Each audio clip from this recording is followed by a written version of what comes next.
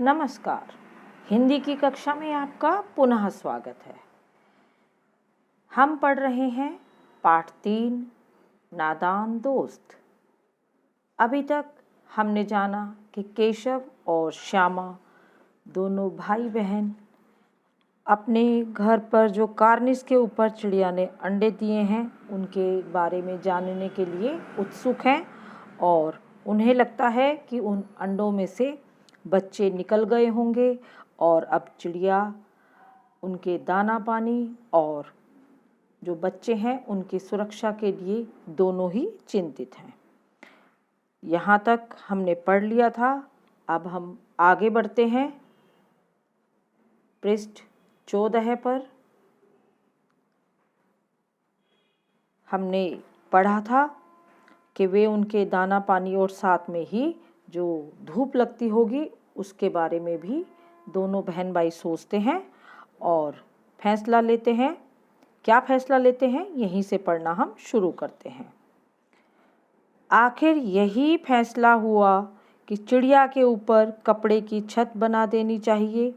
पानी की प्याली और थोड़े से चावल रख देने का प्रस्ताव भी स्वीकृत हो गया। दोनों बच्चे बड़े चाव से काम करने लगे। श्यामा माँ की आंख बचाकर मटके से चावल निकाल लाई। केशव ने पत्थर की प्याली का तेल चुपके से ज़मीन पर गिरा दिया और उसे खूब साफ करके उसमें पानी भरा। अब दाना भी हो गया, पानी भी हो गया, लेकिन अब था कि उन्हें धूप से कैसे बचाया जाए। अब चांदनी के लिए कपड़ा कहाँ से आए? फिर ऊपर बगैर छड़ियों के कपड़ा ठहरेगा कैसे और छड़ियाँ खड़ी कैसे होंगी? केशव बड़ी देर तक इसी उधेड़-बुन में रहा। उधेड़-बुन अर्थात सोचता रहा कि कैसे ये काम होगा। कश्मकश में था। आखिरकार उसने यह मुश्किल भी हल कर दी। श्यामा से कहा, जाकर कूड़ा फेंकने वाली टोकरी उठा लाओ। अम्मा जी को मत दिखाना। श्यामा, वह तो बीच से फटी हुई है, उसमें से धूप न जाएगी।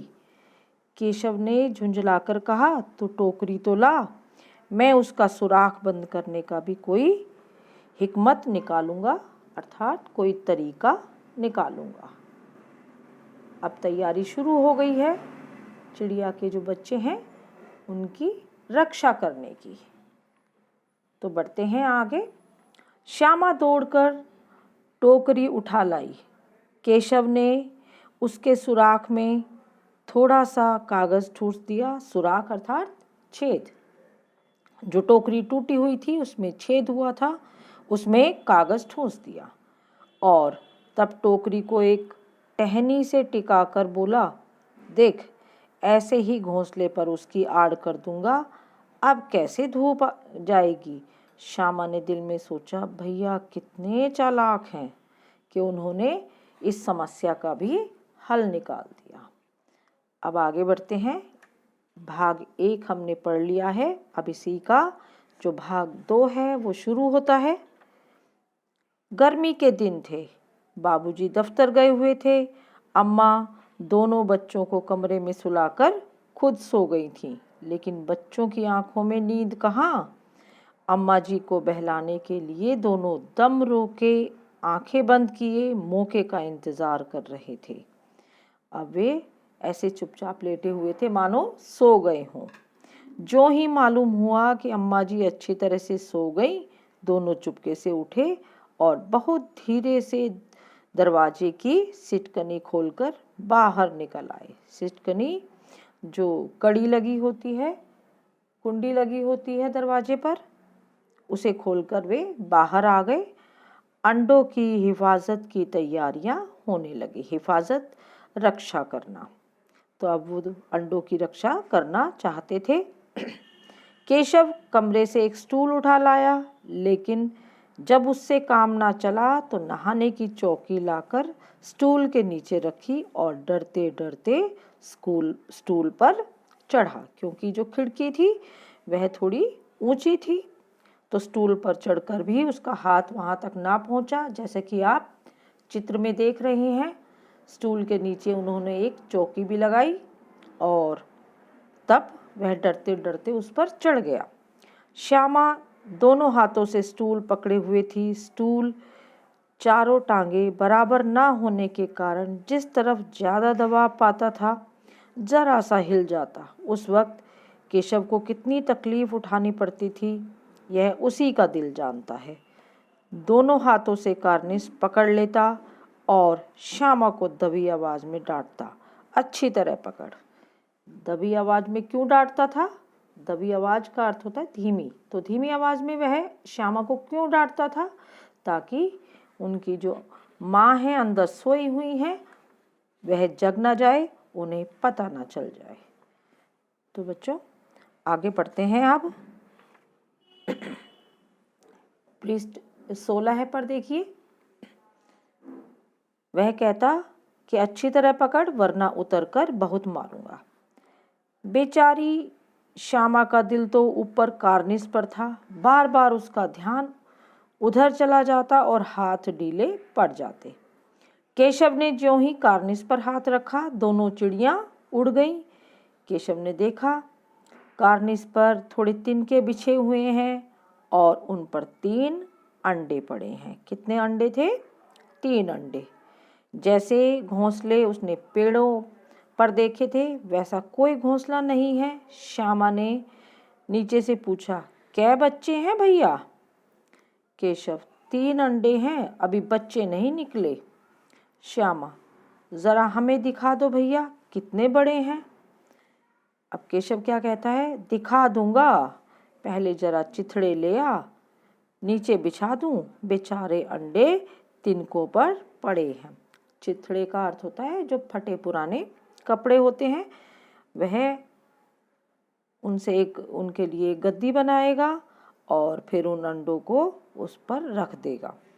श्यामा दौड़कर अपनी पुरानी धोती फाड़कर एक टुकड़ा लाई। केशव ने झुककर कपड़ा ले लिया, उसकी कई तह करके उसने एक गद्दी सी बना दी और उसे तिनकों पर बिछाकर तीनों अंडे धीरे से उस पर रख दिए। श्यामा ने फिर कहा, हमको भी दिखा दो भैया। केशव, दिखा दूंगा, पहले जरा वह टोकरी तो दे, ऊपर छाया कर दूं। अब श्यामा ने टोकरी नीचे से थमा दी और बोली, अब तुम उतर जाओ, मैं भी तो देखूं। केशव ने टोकरी को एक टहनी से टिकाकर कहा, जा दाना और पानी की प्याली ले आ, मैं उतर आऊं तो तुझे दिखा दूंगा। श्यामा प्याली और चावल भी लाई। केशव ने टोकरी के नीचे दोनों चीजें रख दी और आहिस्ता से उतर आया। अब उन्होंने अपनी ओर से तो अंडों के लिए पूरा इंतजाम कर दिया, वहाँ दाना भी रख दिया, पानी भी रख दिया कि चिड़िया और जो चिड़ा हैं उन्हें कोई परेशानी ना हो। ऊपर से धूप से बचाने के लिए एक जो टोकरी है वह भी लगा दी, उस पर कपड़ा भी ढक दिया। अब जो श्यामा है वह भी उन्हें देखना चाहती थी। श्यामा ने गिड़गिड़ा कर कहा, अब हमको भी चढ़ा दो भैया। केशव, तू गिर पड़ेगी। ना गिरूंगी भैया, तुम नीचे से पकड़े रहना। अब केशव को लगा कि श्यामा छोटी है, कहीं गिर ना जाए, तो उसने कहा, ना भैया, कहीं तू गिरा पड़ी तो अम्मा जी मेरी चटनी ही बना डालेगी, कहेंगी कि तूने ही चढ़ाया था, क्या करेगी देख कर। अब अंडे बड़े आराम से हैं, जब बच्चे निकलेंगे तो उनको पालेंगे। अब उसने श्यामा को वहाँ ऊपर कार्निस स्टूल पर चढ़ाने से मना कर दिया। दोनों चिड़ियाँ बार बार कार्निस पर आती और बगैर बैठे ही उड़ जाती।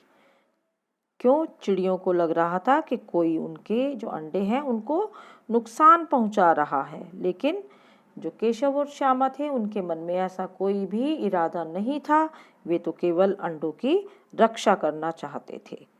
केशव ने सोचा, हम लोगों से डर के नहीं बैठती, स्टूल उठाकर कमरे में रखा, चौकी जहाँ थी वहीं रख दी।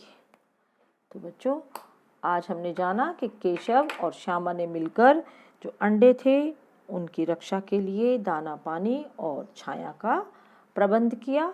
तो आज की कक्षा में बस इतना ही। अगला जो बचा हुआ पाठ है वह हम अगली कक्षा में पढ़ेंगे। धन्यवाद।